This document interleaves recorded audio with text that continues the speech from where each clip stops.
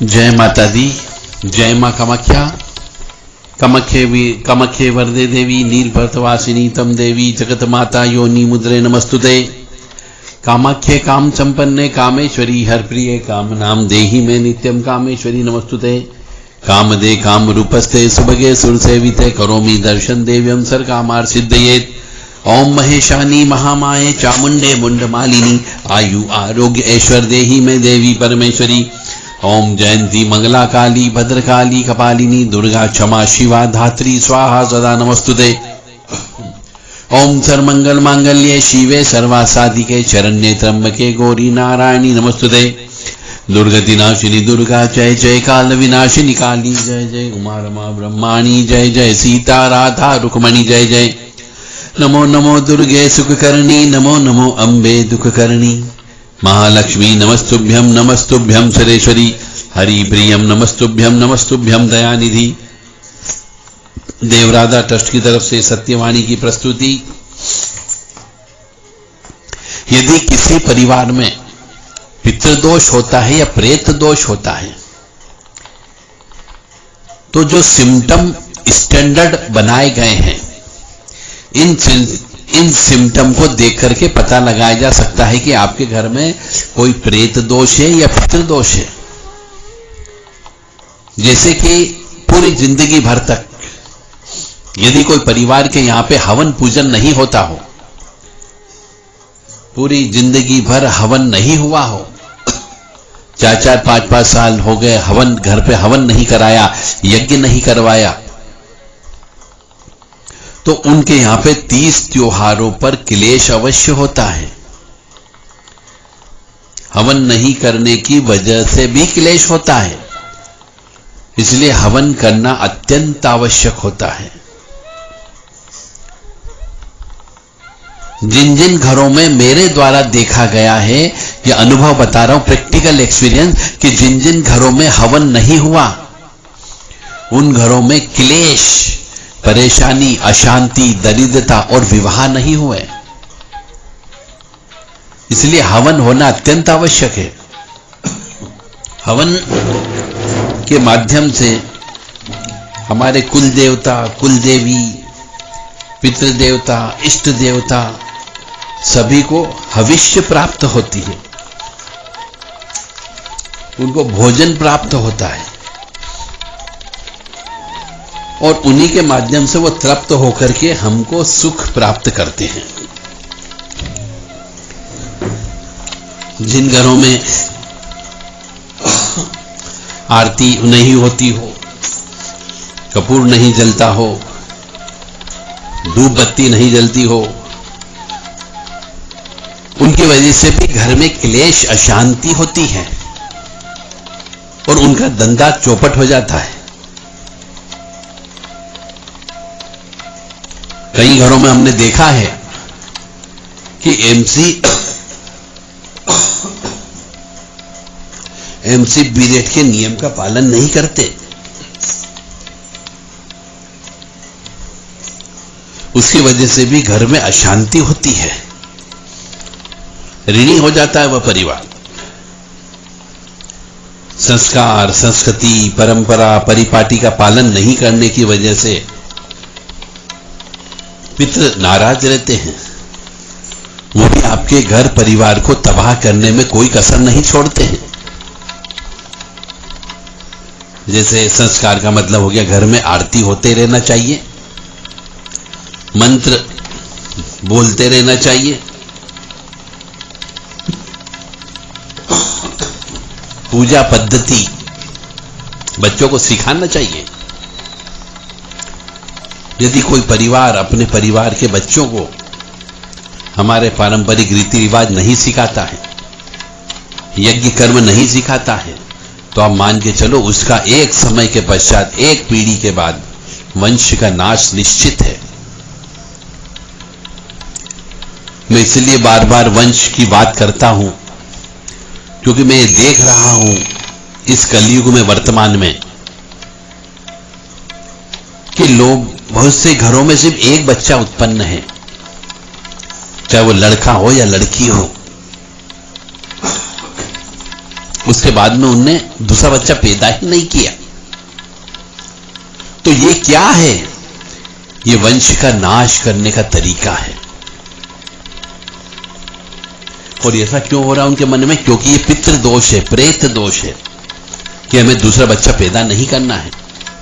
और हो सकता है कि जो लड़का एक पैदा हुआ है, मान लो बड़े होने पर किसी भी तरीके से मर जाता हो, तो वंश वृद्धि रुक जाती है।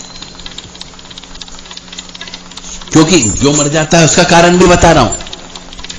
क्योंकि आप न तो कुल देवी की पूजा करने के लिए उसको लेके जाते हो, न कुल देवता की पूजा लेकर के जाते हो, और नहीं उसे हमारे हिंदू धर्म के संस्कार, संस्कृति, परंपरा, रीति रिवाज जो चले आ रहे हैं न उनको बताते हो। सिर्फ एकमात्र आपका उद्देश्य होता है बच्चे को पढ़ाओ, इतना पढ़ाओ कि बड़ा आदमी बन जाए, विदेश चला जाए, पैसा कमाए, बस। आपकी ये भी इच्छा नहीं होती कि वो आपकी सेवा करेगा या नहीं करेगा। आप ये भी नहीं देखते हो कि आपकी मर्जी से विवाह करेगा या नहीं करेगा, ये भी नहीं देखते हो। सिर्फ आपको एकमात्र चीज लगी रहती है कि हमें सिर्फ बच्चे को पढ़ाना है और विदेश भेजना है, बड़ा आदमी बनाना है। एक और चीज है जिसकी वजह से घर परिवार तबाह हो जाता है। दूसरे समाज में विवाह करने की वजह से कुल देवता, कुल देवी और पितृ देवता नाराज होते हैं, और यह भी कष्टों का आने का कारण होती है। मानो या न मानो, यह पूर्णतः सत्य है। और इसी वजह से देवी कृपा प्राप्त नहीं होती है, और इसी वजह से ईश्वर आपकी बात नहीं सुनता है। क्यों नहीं सुनता है? क्योंकि आपने उसके नियम कानून के खिलाफ काम किया है। इसीलिए कई बार ईश्वर कहता है, क्या कहता है कि तू करता वह है जो तू चाहता है। मनुष्य क्या करता है कि जो वह चाहता है वही मनुष्य करने की कोशिश करता है। कि तू करता वह है जो तू चाहता है, पर होता वो है जो मैं चाहता हूं। ईश्वर कहता है कि मैं जो चाहता हूं वही होता है, पर तू वह कर। वो कहता है कि वह बच्चे को, मनुष्य को वह करना चाहिए जो ईश्वर चाहता है, फिर देखो वही होगा जो तू चाहता है। मतलब इसका अर्थ यहां पर यह है कि मनुष्य अपनी मर्जी से जीवन यापन करता है, परंतु ईश्वर कहता नहीं, मैं जो चाहता हूं वही होगा। तेने गलती की है तो उसकी सजा तो अवश्य मिलेगी। और पितृदोष की वजह से भी क्लेश, अशांति होती है, और इसी वजह से घर के अंदर बरकत नहीं होती है, बच्चों का विवाह नहीं होता है, वंश वृद्धि नहीं होती है। 35-40 साल के हो जाते विवाह नहीं होता है, और कभी विवाह हो गया तो बच्चे पैदा नहीं होते हैं। इसी को पितृदोष कहते हैं।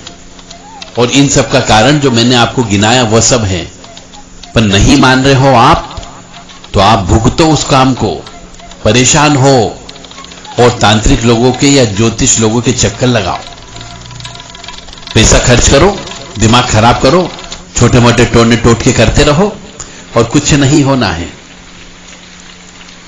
जब तक कि इन 30 त्योहारों को नहीं मनाओगे, हवन पूजन नहीं करोगे, मासिक धर्म के नियम का पालन नहीं करोगे, हमारे संस्कार, संस्कृति, परंपरा, परिपाटी का विधि विधान से पालन नहीं करोगे, कुल देवी देवता की पूजा नहीं करोगे, और दूसरे समाज में यदि विवाह किया तो निश्चित तौर से बर्बाद तो होना ही होना है।